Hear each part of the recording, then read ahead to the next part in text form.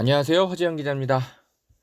자, 여러분, 윤석열 총장의 정직 2개월 처분 으로 결정이 났죠. 다들 소식 들으셨죠? 아유, 저도 밤새 그 소식 여러분한테 전달해 드리느라고 참 기다렸는데, 아이고, 좀 웃으면서 방송을 마치지 못해가지고 좀 허탈했네요. 일단 목이 좀 가라앉아 있는데, 그래도 빨리 여러분들한테 이 정직 2개월 처분의 의미와 향후 전망에 대해서 정리를 좀 해드려야 될 것 같아서 마이크를 좀 급히 켰고요. 여러분, 허탈하긴 하지만 그래도 우리 갈 길은 계속 가야죠. 우리가 검찰개혁, 뭐 윤석열 총장 하나 쫓아내려고 애초에 시작한 일이 아니잖아요. 계속 말씀드리지만 우리는 검찰개혁을 위한 제도적 완성, 그게 우리의 최종 목표이지 윤석열은 갑자기 튀어나온 돌발 별신 중에 하나입니다. 그래서 속상하긴 하지만 기운을 내자고요. 여러분, 제가 그 지난 방송에서 이제 좀 처분 결과를 좀 대충 예측을 드리면서 정직 처분이 나올 가능성이 법조계에서는 예상을 그렇게들 많이 한다, 이렇게 좀 설명을 드렸잖아요. 그게 이제 이런 이유예요. 오늘 같은 이제 결과 때문에 제가 이제 그렇게 좀 조심스러웠던 건데, 판사들 생각은 이렇게 그 우리 일반인들의 생각보다는 대체로 좀 보수적입니다. 그런 그들을 제가 늘 봐왔기 때문에 판사들 또는 법률가들의 사고하는 방식대로 가급적이면 예측하려고 노력해 드렸던 거예요. 그래서 이제 지난 방송에서 정직 처분까지도 고려를 해야 된다. 3개월, 6개월 이렇게 말씀을 드린 건데, 가급적이면 제 예측이 틀렸으면 좀 좋았을 걸. 저도 속상합니다. 앞으로도 뭐 저는 지금처럼 이렇게 그 뭐랄까요, 뭐 대중의 희망사항을 대신 읊기보다는 정확하게 어떤 결과를 좀 예측해 드리는 그런 기자로서의 좀 자세에 좀 충실하긴 하겠지만, 그래도 솔직히 제 인간적인 마음으로는 저도 좀 이번에는 좀 해임 처분이 나와서 제가 좀 틀렸으면 하는 바람도 솔직히 있었습니다. 아쉬워요. 그래도 저는 정직 3개월 처분 이상은 나올 거다, 저는 이렇게 봤거든요. 근데 2개월밖에 안 나와가지고 이거는 좀 의외예요. 대단히 아쉽죠. 벌써부터 지금 윤 총장은 자기가 뭐 그죠? 무슨 뭐 대통령이나 된 것처럼, 뭐 지금 코로나 국면이니까 법 집행 이런 것들 너무 좀 많이 하지 말아라, 뭐 이런 것들을 뭐 긴급 명령이랍시고 뭐 검찰에 지금 벌써부터 막 그렇게 그죠? 지시를 했다 그러네요. 벌써부터 대통령이 된 것 같아요, 이 사람은. 참나. 그리고 조중동 벌써부터 추미애 장관 물어뜯기 하고 있고요. 아이고 참, 아침 조감식 살펴보는데 아주 짜증이 나가지고. 아직까지는 우리 시민사회가 뭘 더 어떻게 좀 행동하는 게 좋을지 저도 조금 감이 안 잡히는데, 일단은 왜 이런 정직 2개월이라는 처분이 나온 걸까? 그래요. 일단 제가 법조계 의견 좀 취재한 것들 중심으로 먼저 그것부터 설명을 좀 드릴게요. 자, 여러분, 허지연TV는 유튜브 수익 구조 개선을 위해서 조그맣게 물건 좀 팔고 있습니다. 여러분, 좀 관심 좀 가져주세요. 늘 후원해 주셔서 감사합니다. 안녕하세요, 허지연 기자입니다. 유튜브 방송 수익 구조 개선을 위해 허지연TV가 인플루언서와 소비자를 연결시키는 신개념 쇼핑몰 유인회와 제휴를 맺고 자그맣게 상품 판매를 시작했습니다. 양질의 제품을 허재현 기자가 직접 경험해 본 뒤 여러분께 적극 추천드립니다. 구매 방법은 아주 간단합니다. 유튜브 영상 댓글란 상단에 올려둔 공지사항을 확인하시거나 허재현 기자가 운영하는 탐사보도 매체 리포액트의 누리집에 오시면 편리한 구매 방법을 확인하실 수 있습니다. 클릭 몇 번만 하면 될 정도로 아주 간편합니다. 판매 수익금의 일부는 허 기자의 취재 활동을 위한 제작비로 적립이 되니까요.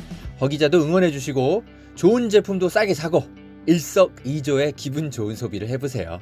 판매 상품은 주기적으로 바뀌니까요. 방송을 통해 계속 확인해 주십시오. 고맙습니다. 네, 허재영 기자의 시사바리스타 함께하고 계십니다. 자, 여러분, 왜 이렇게 결국 2개월 처분밖에 하지 않았을까? 제가 두루 법조계에서 나오는 의견들을 좀 급히 살펴보니까 핵심은 이거 같아요. 일단은 먼저 해임 처분을 결정하지 않은 이유. 그거는 제가 방송 여러 차례 말씀드렸지만 이게 형사처분 단계로 아직 이어지지 않은 징계 사유에 대해서는 해임 처분까지 한 검찰의 징계 사례가 되게 드물어요. 그래서 진짜 뭐 성매매하다 적발됐거나 아니면은 뭐 성추행을 하다가 적발됐거나, 그죠? 뭐 음주운전하다가 적발돼서 뭐 재물 손괴를 일으켰거나 뭐 이런 거, 뇌물을 받았거나 뭐 이런 거, 이렇게 형사처분 이런 것들이 확실하게 드러난 거가 아니면 대체로는 다 정직 처분을 해요. 그래서 정직 처분은 형사처분과 도덕적 책임, 요 좀 경계선 사이에 있는 징계 사유, 요런 사건일 때 보통 정직 처분을 하거든요. 그런데 지금 윤석열 총장이 지금 그죠? 징계 혐의가 이런 거잖아요. 판사 사찰 문건, 언론사주 만나고 다닌 거, 그리고 여러 가지 감찰 방해한 것들, 그리고 그죠? 정치 중립 의무 뭐 이런 것들 위반한 거, 이런 것들 등등등인데, 이게 당연히 이제 국민의 이제 감정상 비난 대상은 될 수 있지만 이게 뭐 형사처분으로 이어지고 있거나 지금 그런 상황이 아니기 때문에 징계위원들로서는 야, 이거 해임까지 하기에는 너무 전례 없는 징계 양정이 아니냐, 이렇게 판단했을 가능성이 있어요. 부담을 느꼈을 겁니다. 그럼 징계위원들한테도 비난이 오지만 이게 결국 추미애 장관이나 문재인 대통령에게까지 다 이어질 거거든요. 그래서 이렇게 전례 없는 양정을 이제 국민의 어떤 분노는 이해는 되지만 이렇게 해임까지 하기에는 아직은 좀 증명되지 않았다. 이렇게 본 걸 겁니다. 그래서 정한중 어제 위원장이 기자들 이제 앞에서 이제 질문할 때 이렇게 얘기한 게 있거든요. 공정함을 잃지 않도록 노력하겠다라고 얘기하면서 징계 혐의에 대해서 입증 책임은 장관에게 있는데 이게 증거에서 혐의 사실이 소명되는지 그것만 보고 판단하겠다, 이렇게 얘기하고 들어가거든요. 그러니까 소명이 돼야만 정확하게 징계 혐의가 소명되는지 그거를 정확하게 봤을 건데, 소명이 되기도 하지만 좀 안 되는 것들도 있고 좀 그런 것들이 많았나 봐요. 그래서 해임까지 하기에는 되게 좀 부담을 느꼈던 것 같아요. 자, 좋아. 그래. 해임은 아니더라 하더라도 그러면 정직 6개월 처분을 하면 사실상 이 사람 임기가 내년 7월 초까지니까, 내년 7월 한 24일까지니까 정직 6개월 처분을 해도 사실상 식물총장을 만들 수 있거든요. 그럼 정직 6개월 처분을 좀 하지. 왜 2개월밖에 안 해? 그것도 좀 아쉽잖아요. 정직 2개월 처분이 난 이유는 또 이건 것 같아요. 제가 이것 좀 알아보니까 이 징계위원이나 이제 참석한 사람들 중에 4명 중에 처음부터 다수가 다 정직 2개월 이런 의견을 가졌던 건 아닌 것 같아요. 취재를 해보니까. 그러니까 정한중 위원장 중심으로 아마 해임 또는 정직 6개월 이런 수준으로 세게 얘기를 했는데, 아마도 이용구 차관이라든지 이런 쪽에서 좀 부담을 느낀 것 같아요. 그러니까 이 4명 중에 다수결로 의견이 정해지거든요. 다수 의견이 이제 합의가 되면, 그러니까 4명 중에 3명이 정직 6개월 이렇게 얘기를 했다면 결론이 바로 그렇게 정직 6개월 됐을 거예요. 근데 그렇게 안 됐다라는 거는 다수의 의견으로 정직 6개월이 의견이 안 나온 겁니다. 그러니까 혼자만, 정한중 위원장 혼자서만 정직 6개월 또는 해임을 주장한 것 같아요. 그럼 나머지는 정직 2개월 또는 정직 3개월 뭐 이런 식의 얘기를 한 것 같아요. 그러다가 어떤 한 분이 끝내 정직 2개월을 고수해가지고 결국 그분 의견으로 의견이 합의돼서 관철이 된 것 같아요. 이게 그 징계 양정 이걸 결정하느라고 거의 6시간 이상 소요됐다라는 건 이게 의견이 그렇게 아무리 얘기를 해도 잘 안 모여졌던 거 그게 이유가 큰 것 같아요. 그러면 이제 여기서 궁금한 게 여러분 그거죠. 아니 왜 징계 양정을 세게 얘기하는 사람으로 결론이 안 나고 왜 양정을 적게 얘기하는 사람 쪽으로 결정이 나는 거야? 뭐야 왜 그래? 다 윤석열 편이야? 이렇게 이제 생각 드실 수 있겠지만 검사 징계법을 보면 이해가 되는 측면이 있어요. 뭐냐? 제가 검사 징계법 그 18조를 찾아보니까 이런 게 있더라고요. 법 때문에 그래요. 법이 이렇게 돼 있어요. 이 징계 의결을 어떻게 하게 돼 있냐면 검사 징계법 18조에 보니까 징계 혐의자에게 가장 불리한 의견의 수에 차례로 유리한 의견의 수를 더하여 그중 가장 유리한 의견에 따른다. 이렇게 돼 있더라고요. 이게 좀 말이 어렵죠. 이게 뭔 소리냐면 서기호 판사가 그 약간 좀 쉽게 설명을 하시던데 서기호 판사 얘기를 들어보니까 그거예요. 그 4명이 모두 만장일치가 되면 이제 그걸로 끝나지만 어느 한 명이라도 다른 의견을 냈을 때 그래서 끝까지 그 의견을 굽히지 않으면 이제 검사 징계법상 그런 거죠. 그러니까 해임이 예를 들어서 2명이고 정직 의견이 1명. 그리고 또 1명도 정직. 그러면은 해임 2, 정직 2명. 이렇게 의견이 맞선 거잖아요. 그러면은 과반수 어느 쪽도 과반수 의견을 내지 못한 거잖아요. 그죠? 그러면 다시 논의를 한다고요. 그러면은 되는 소를 포함한다라고 해서 해임 의견을 낸 사람은 정직 의견을 낸 사람이랑 같이 포함되는 겁니다. 그러니까 둘 다 해임 둘, 정직 둘이지만 해임 의견을 낸 사람도 정직 의견을 낸 걸로 취급되는 거예요. 왜냐? 검사 징계법상 징계 혐의자에게 유리한 의견에 따른다. 이렇게 돼 있거든요. 그래서 똑같이 해임 둘, 정직 둘 이렇게 의견이 맞서더라도 그냥 정직 둘의 의견에 그냥 합쳐져 버리는 거예요. 검사 징계법이 그렇게 돼 있어요. 저도 좀 이거는 처음 알았네. 황당하네요. 그러니까 정한중 위원장 혼자서 정직 6개월이나 해임 이런 주장을 해도 나머지 한 사람이 윤석열에 유리하게 끝까지 정직 2개월 뭐 이런 주장을 하면 결국은 거기로 수렴이 되게 돼 있더라고요. 그렇게 결론이 난 것 같아요. 검사 징계법상. 그러니까 징계라는 게 뭐 누군가를 이렇게 좀 이렇게 그 벌을 주는 의미도 있지만 그래도 어떤 갱생의 의미 이런 것도 주면서 반성하게 하는 것도 징계잖아요. 그래서 검사 징계법이 이렇게 만들어졌던 게 아닌가. 너무 이렇게 인생 끝장내는 방식으로 징계를 하기보단 가능하면 이제 하는 징계 이제 혐의 당사자에게 좀 유리한 쪽으로 이렇게 내주는 쪽으로 그렇게 검사 징계법이 만들어진 것 같아요. 이 법이 애초부터 좀 잘못돼 있었네. 이런 건 다 고쳐야 됩니다. 이제 국회에서.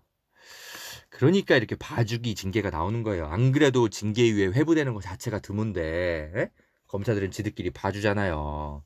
그런데 징계위에 회부돼 봤자 검사 징계법상 그냥 가급적이면 이 사람들한테 유리하게 징계 양정이 결정되게 돼 있네요. 보니까 법 자체가 문제였어요. 법 자체가. 아이고 참. 그러니까 다수결로 3명이서 일치되게 단결을 해가지고 윤석열을 6개월 정직 6개월 이상 또는 해임까지 이렇게 의결을 했으면 이렇게 뭐 복잡하게 투표하고 이렇게 안 했을 텐데 지금 보니까 정한중 위원장 혼자서 강하게 그렇게 주장을 한 것 같아요. 그럼 나머지 징계위원 2명은 정무적 판단을 좀 한 것 같고요. 특히 이용구 법무차관이 그죠? 아마도 좀 정무적인 판단을 좀 한 것 같아요. 안타깝죠. 그리고 그쵸. 그 향후 그 윤석열 검찰총장의 당연히 이제 행정소송 하겠죠, 이 사람은. 그러니까 그런 전략적 고민도 같이 한 것 같아요. 예. 지금 뭐 비록 2개월 정직 처분했지만 당연히 윤석열은 가처분 소송할 거고, 그러면 이거 그러니까 2개월도 못 받겠다 나는, 그렇게 이제 나올 거란 말이죠. 그러면 당연히 이제 법원에 이제 소송 제기하면 법원에서 가처분 소송을 해가지고 다음 주나 다다음 주에 만약에 윤석열 쪽 손을 들어줘 버리면 또 복귀해 버리거든요. 예. 그러니까 법원에서 아이고 뭐 고작 2개월인데 예? 윤석열 웬만하면 그냥 그거 받아들여. 그것도 못 받아들여? 예. 요렇게 생각하도록 그렇게 징계위원회가 만들고 싶었던 것 같아요. 그래서 2개월이니까 뭐 그렇게 무리한 어떤 징계도 아니니까 판사도 그렇게 그냥 받아들이게 하도록, 예, 그렇게 이제 전략을 좀 짠 것 같은데, 글쎄 판사의 생각은 알 수가 없는 거예요. 예. 자, 제가 이제 기자로서 일단 이렇게 설명을 해드리고, 다만 여기서부터는 제 시민 한 개인으로서의 좀 논평을 좀 할게요. 너무 징계위원들이 보수적으로 접근한 것 같아요. 네. 이래버리면 이 정직 2개월 처분 해버렸잖아요. 이러면 저들은 오히려 더 자신감을 갖습니다. 아, 징계위원들이 이렇게 합리적이고 민주적인 관점에서 최대한 검사 징계법에 따라서 윤 총장에게 유리하게 양형도 조절해주고, 그죠? 발언권도 보장해주고, 그렇게 저들은 절대 선의로 절대 그렇게 생각 안 합니다. 그렇잖아요. 대래 정직 2개월 처분 나온 걸 가지고 봐라, 추미애 장관이 무리하게 몰아붙인 거 아니냐, 징계위원들도 이렇게 생각하는데, 이런 식으로 몰고 가고 또 남는 인간들입니다. 이미 그렇게 여론전을 하고 있어요. 이미 그러고 있습니다. 이 인간들은 사상 초유로 검찰총장이 징계를 받게 되는 그런 것에 대해서 도의적으로 책임을 느낀다, 이렇게 국민한테 사과할 짝자들이 아니에요. 응? 오히려 추미애 장관이 무리하게 윤석열 총장을 정치적으로 찍어낸다, 이렇게 물고 뜯을 인간들이란 말입니다. 징계위원님들 절대 도의적으로라도 사과 안 합니다. 윤석열은 이미 그러고 있어요. 윤석열 오늘 아침에 입장을 보니까 네. 자기를 찍어내게 하고 있다. 정치적 탄압이다. 이런 식으로 그렇게 얘기하고 있어요. 그러면서 뭐 소상공인들 어려움이 있으니까 형사법 집행 최소화하라, 이런 지시는 하고 있고, 국민들께는 송구하다, 이런 얘기 자체가 아예 없어요. 오늘 보니까 징계위원들이 잘못 판단한 거예요. 정무적으로 혹시 판단하려고 했다면 잘못 판단한 겁니다. 오류를 범하신 거예요. 이건 제 기자로서의 논평이 아니라 시민 한 개인으로서의 논평입니다. 안타까워가지고 제가.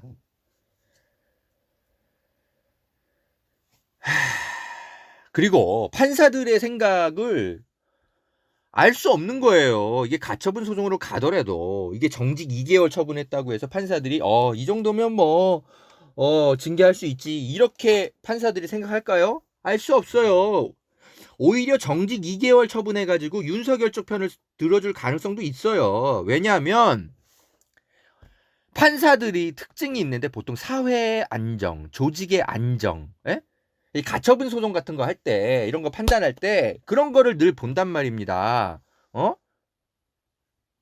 그래서 만약에 법무부가 아예 이 윤석열을 해임시켜버리고 빨리 그냥 검찰총장 새 인준 절차에 들어가면, 그러면은 이 판사가 윤석열 쪽 편을 들고 싶어도 그랬다가는 검찰총장 2명이 검찰총장이 돼버리는 초유의 일이 벌어질 수 있어서 오히려 판사가 부담을 느낄 수 있어요. 그러면 오히려 검찰 조직이 더 안정이 안 되잖아요. 근데 정직 2개월 처분, 이거는 어쨌든 윤석열은 다시 돌아오잖아요. 2개월 뒤에 윤석열 임기는 내년 7월 말까지니까. 그러면 윤석열 총장이 어차피 다시 돌아오는 거니까, 그러면 검찰 조직의 안정도 누리면서 동시에 윤석열 총장에 대한 이 정직 2개월 처분이 적절한지도 법의 판단도 함께 구해보면서 그죠? 그렇게 하기 위해서는 일단은 정직 처분을 중지시키는 거. 그러고 나서 다시 행정법원에서 이 처분이 적절했는지 판단하는 게 좋겠다. 판사는 오히려 그렇게 판단할 가능성도 있는 거예요. 정직 2개월 처분, 이 정도는 양형이 적당하네. 일단 받아들이세요. 이렇게 가처분 소송에서 그렇게 판사가 판단 꼭 안 한다니까요. 이용구 차관이 이 사람이 이제 판사 출신이라 이제 판사 입장에서 좀 여러 가지 좀 생각해 본 것 같은데 제 생각은 좀 달라요. 네. 그리고 이용구 차관이 게다가 지금 사실상 이제 정무직이잖아요. 그러니까 이 뭔가 그 추미애 장관이나 아니면 청와대 쪽 기류 그리고 민주당 쪽 기류 이런 것들을 판단해가지고 지금 막 민주당 쪽에서 애초 주말 사이에 무슨 막 정직 이야기 막 이런 것들을 설레발 쳐서 막 얘기하고 막 그랬잖아요. 몇몇 의원들이 해임으로 막 강하게 주장해도 지금 시원찮을 판에. 그래가지고 정직 3개월 정도 수준에서 타협점을 찾으려고 한 게 아닌가 싶어요. 근데 저는 이거 패착인 것 같아요. 더 강하게 나갔어야 돼요. 어쨌든 저들은 절대 국민한테 그죠? 예. 정의가 어떻건 간에 국민께 송구하다. 이렇게 입장을 가질 인간들이 아니란 말입니다. 무조건 정치 공세해요. 그냥 우리 같은 시민들을 믿고 계속 버텼어야지. 에휴, 쫄보들. 아유 속상해요 여러분. 자, 왜 결국 정직 2개월 처분밖에 안 나왔는지에 대해서 제가 기자로서 논평도 해드렸고요. 자, 조중동이 일단 좀 흑색선전 오늘 아침부터 하고 있는 거 이거부터 하나 급히 좀 짚어드리고 방송 마칠게요. 이 기사가 좀 눈에 띄는데 이번에 그 징계위에 출석한 증인 중에 이정화 검사가 있어요. 이분이 지금 이제 그 과거 이제 법무부 감찰 담당관실에 있으면서 윤석열을 감찰하던 사람인데 이 사람이 지금은 근데 오히려 윤석열 쪽 편에 서서 좀 이야기를 하고 있어요. 판사 사찰 문건 이거 죄가 범죄 성립 안 된다는 의견을 얘기했지만 묵살됐다 이런 식으로. 근데 이건 형사재판이 아니거든요. 어제 한 거는 뭐예요, 여러분? 징계위원회예요, 징계위원회. 그러니까 죄가 되는지 여부는 중요한 게 아니야. 범죄 성립 여부는 그거는 뭐 기소되는지 말는지 그거 판단하는 거고 도덕적으로 이게 검찰총장으로서 이게 이런 업무 지시를 하는 게 맞느냐, 이런 거 판단하는 자리란 말이죠. 그래서 이정화 검사가 뭐 개인적으로 이 판사 사찰 문건이 범죄 성립이 되냐 안 되냐 여부는 이건 중요한 게 아닙니다. 그리고 두 번째, 이정화 검사가 뭐 이런 그 증거를 제출하고 갔다고 새롭게 알려지고 있는데 뭐냐? 채널A랑 한동훈이랑 협잡 같은 거 하기 전에 그러니까 채널A가 이철 전 대표한테 뭔가 좀 그죠? 겁박을 했잖아요. 편지 같은 걸로. 근데 그거 하기 이전에 이 제보자 X라는 분이 올해 2월부터 MBC 기자랑 연락하고 지낸 통화 기록 같은 게 나오더라. 그거 기록을 제출했다라는 거예요. 징계위원회. 그러니까 이게 뭘 의미하냐고 조중동이 얘기하냐면 되레 채널A가 그죠? 또는 한동훈이 MBC와 제보자 X 공작에 당한 걸 수도 있다. 뭐 이런 취지로 해석해서 보도를 하더라고요. 근데 무리하게 징계에 몰아붙인다. 이렇게 얘기하는데 여러분 낚이지 마세요. 지금 윤석열 검찰총장이 징계위에 해부된 건요. 채널A랑 뭐 한동훈이랑 뭐 같이 논의해서 뭐 유시민을 치려고 했고 뭐 했고 그거에 윤석열이 책임이 있다. 이거 때문에 징계위에 윤석열이 회부된 게 아니고요. 한동훈에 대해서 이 사람이 검사로서 지금 직무를 이상한 거 한 거 있는지 없는지 의혹 제기가 됐는데 감찰이라도 해봐야 될 거 아니에요. 대검에서. 근데 대검이 그거를 하지 못하도록 윤석열 총장이 인권부에다가 막 배당해버리고 그렇게 해서 감찰을 못하게 만들어버렸잖아요. 그것에 대한 징계위 판단인 겁니다. 그러니까 제보자 X가 MBC랑 뭘 했는지 여부는 징계위가 판단할 게 아니에요. 그거는 우리 국민들 입장에서 중요한 거고, 징계위에서는 윤석열이 대검의 정당한 감찰 업무를 방해한 것 아닌지, 이게 적절한 업무 지시였는지, 그거 판단한 겁니다. 예? 그러니까 과거에 그거랑 비슷해요. 예전에 한겨레가 윤석열 총장이, 그죠? 왜 별장 성접대 요 사건에 연루됐다라는 진술이 있는데, 그 진술이 사실인지 여부는 모르겠으나 어쨌든 감찰이라도 해봤어야 되는데 그 감찰조차 안 하고 덮었다. 이 문제 제기를 한 거잖아요. 에? 아니, 의혹이 나왔으면 감찰이라도 해봐야지 왜 그거를 안 해? 에? 그러니까 별장 접대 여부는 중요한 게 아니에요. 그것도 중요하지만 그거에 앞서서 왜 감찰조차도 안 해? 그걸 갖고 한겨레가 문제 삼았던 거란 말이죠. 그러니까 마찬가지인 거예요. 제보자 X랑 MBC랑 언제부터 알고 지냈고, 한동훈이 뭘 했는지 그걸 판단하는 징계위원회가 아닌 거예요. 윤석열이랑, 그죠? 그러니까 윤석열이 왜 대검의 정당한 감찰 업무를 방해했느냐? 너 한동훈이랑 무슨 통화한 거야? 왜 대포폰 썼어? 왜 김건희 폰 가지고 니들끼리 2월 달부터 4월 달까지 그렇게 오랫동안 대화해? 이거 살펴본 징계위란 말입니다. 그러니까 이정화 검사가 뭐 수백 쪽의 뭐 새로운 증거를 제출하고 갔는데 뭐 징계위원들이 신경도 안 쓰더라. 뭐 이런 취지로 보도하던데 당연히 신경 쓸 일이 아니지. 지금 뭐 채널A와 한동훈의 그 사건이 진실을 파헤치는 징계위원회입니까? 그게 아닌데 뭘. 그런 거 낚이지 마세요. 혹시라도 조중동 보도가 포털에 떠 있거든. 놀라지 마세요. 신경 쓸 거 아닙니다. 자, 여러분. 목이 좀 제가 갔어요. 어제 하루 종일 그렇게 막 방송하고 일하느라고. 일단 오늘 여기까지 하고요. 그래도 여러분 추미애 장관 고생했습니다. 격려해 드리자고요. 또 우리는 앞으로 할 일이 많아요.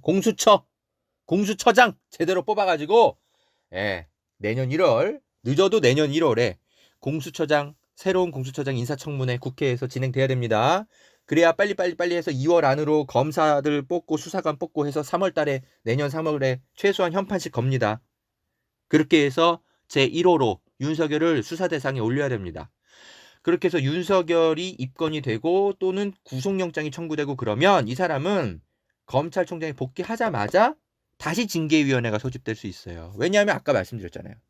형사 입건이 되면 그때는 해임을 위한 징계위원회가 다시 열릴 수 있다는 거예요. 지금은 왜 정직 처분밖에 안 나왔다? 형사 입건이 안 됐기 때문에. 그래서 정직 처분이 나왔다는 거예요. 그래서 형사 입건 시키는 게 중요합니다. 공수처 출범 빨리 시켜야 됩니다. 이게 앞으로 우리가 집중해야 될 또 과제예요. 자, 여러분 힘냅시다. 건강하세요. 감사합니다.